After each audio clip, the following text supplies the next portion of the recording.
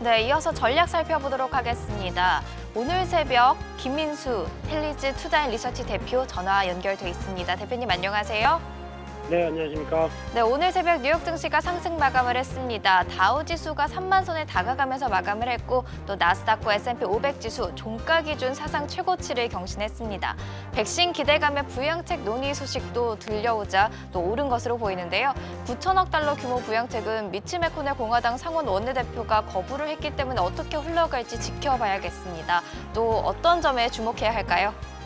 네, 오늘 미국 시장도 평이한 상승세로 마감을 했는데 네. 그만큼 시장에는 어떤 안정화에 대한 기대감이 높다고 봐야 될 것 같고요. 네. 그러니까 가장 먼저는 이제 백신 효과죠. 지금 나오고 있는 속속 들여서 개발했던 백신의 결과가 이제 내년 한 상반기 정도, 한 6월 달까지는 미국에서 전 국민을 맞추는 걸로 목표를 하고 있다라는 관점이다 보니까 그에 따른 또 기대감이 이젠 코로나19에서 해방될 수 있겠다는 기대감이 조금씩 퍼진다고 봐야 될 것 같고요. 하지만 중요한 거는 그 광활한 대륙에 이어질 수 있는 어떤 유통과 관련된 문제는 계속 숙제로 남을 수 있는데 네. 좀 더 빠르게 종식시킬 수 있는지는 지켜봐야 될 것 같고요. 또나 두 번째는 지금 당장 많이 힘들어하고 있는 여러 가지 경제 지표나 부진한 흐름들이 나오고 있는 부분들을 어떻게 극복할 것이냐라는 관점 쪽에서 경기 부양책 관련된 내용들이 또 하나 계속 주목해야 될 상황들로 보여지고 있는데요. 네. 하지만 이제 최근에 나오고 있는 흐름을 보게 되면 좀 난항이라고 봐야 되겠죠.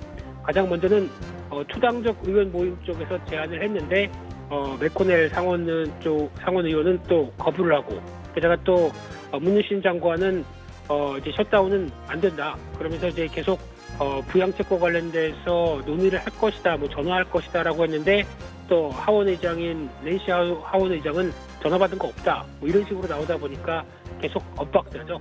네. 그런 관점 쪽에서 일단 어느 정도 교통 정리는 필요할 걸로 보여지고 있는데 이는 아무래도 바이든 이제 당선인, 그러니까 바이든 대통령이 어느 정도 중심을 잡고 이어진다라고 하게 되면 지금 당장에 대한 변화의 기대감은 좀 낮습니다. 아마 내년 1월 21일 취임 이후에 좀 더 빠르게 나오게 되면 거의 한 2월 달 정도쯤에 어느 정도 가시화되지 않을까 싶은데 그 전에가 이제 문제겠죠. 그런 상황 쪽에서 아직까지는 계속 핑퐁 게임이 이어지는 쪽에 정치적인 논리가 나온다는 관점 쪽에서 아직 기대감을 좀 크게 불러일으키는 힘들다고 봐야 될 것 같고요. 네. 또 하나 눈여겨볼 수 있는 부분들이 이제 연준의 입장입니다.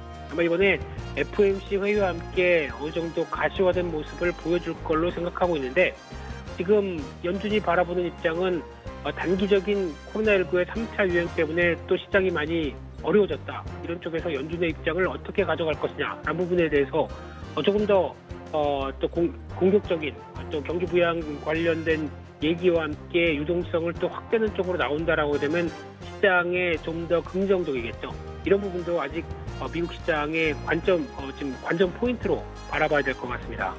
네, 뉴욕 증시 관전 포인트 짚어봤습니다. 이제 국내로 좀 넘어가 보면요. 어제 LG화학의 전지사업부가 LG에너지솔루션이란 이름으로 홀로서기에 나선 만큼 LG화학 한번 들여다보면 좋을 것 같은데요. 이 CNBC 기사를 보니까 LG화학이 중국 공장의 배터리 생산 능력을 내년엔 현재의 2배로 늘려서 테슬라에 공급할 예정이란 보도도 있더라고요.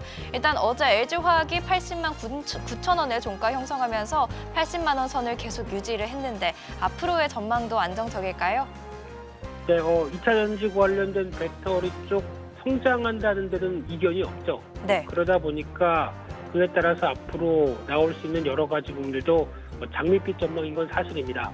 그런 쪽에 무게를 두는데 하지만 이제 앞으로의 변화를 좀 더 생각하게 되면 2차 전지와 배터리 관련된 쪽에서 많이 생산하고 또 많이 쓰일수록 단가는 떨어질 수밖에 없다라고 봐야 될 것 같고요. 네. 이를 업체별로 얼만큼 잘 대처하느냐가 또 하나의 중요한 숙제로 보여지고 있는데 잘 하겠죠. 저희 업체들도 잘 하려고 보여지고 있는데 하나 중요한 부분들이 아마 이 배터리 관련돼서 가격을 떨어뜨리기 위해서는 어떤 식으로 나가느냐라고 하게 되면 기존의 비싼 원료를 다른 쪽으로 좀 대체하거나 아니면 첨가제를 통해서 효율을 높이거나 하는 쪽으로 배터리 가격이 점진적인 하향세가 나올 가능성이 높다라고 하게 되면 이와 관련된 흐름들 쪽에서 LG화학 관련된 2차 전지이긴 하지만 조금 더 어떤 효율화를 높이는 종목들로 보게 되면 대표적인 한솔케미칼이라든가 대주전자재료, 나노신소재 이런 종목들 같은 경우는 오히려 이와 좀 더 부합할 수 있는 모습들인데 최근에 그렇게 많이 안 올랐다고 하게 되면 또 한번 기회가 되지 않을까로 바라보고 있는 상황들이고요. 네. 또 하나 마지막으로는 LG화학과 관련돼서 물론 변한 건 없습니다. LG화학 밑에 LG에너지 솔루션이 들어가다 보니까 변한 건 없는데 과연 이 부분을 실적에서 어떻게 자리를 잡느냐. 대표적으로 지금은 기존에는 사업부 쪽에 대해서 실적을 잡다 보니까 100%다 성장성을 반영했는데 지금 이제 자회사로 내려갔죠. 그러다 보니까 연결 재무제표 쪽에서 나오는 변화를 그대로 좀 변화가 나오면서 이어질 것인가라는 부분들은 앞으로 발표될 실적의 핵심이라고 봐야 될 것 같습니다. 그럼에도 불구하고 LG화학은 지금 석유화학 관련된 업황으로만으로도 충분히 실적이 좋은 상황이기 때문에 지금은 괜찮은데 앞으로의 실적 구조가 어떻게 변하는지도 한 번쯤은 체크할 필요가 있다라는 점도 염두하셨으면 좋겠습니다. 네, LG화학에 대한 전략까지 살펴봤습니다. 지금까지 김민수 펠리즈 투자인 리서치 대표와 이야기 나눠봤습니다. 오늘 말씀 감사합니다. 네, 감사합니다.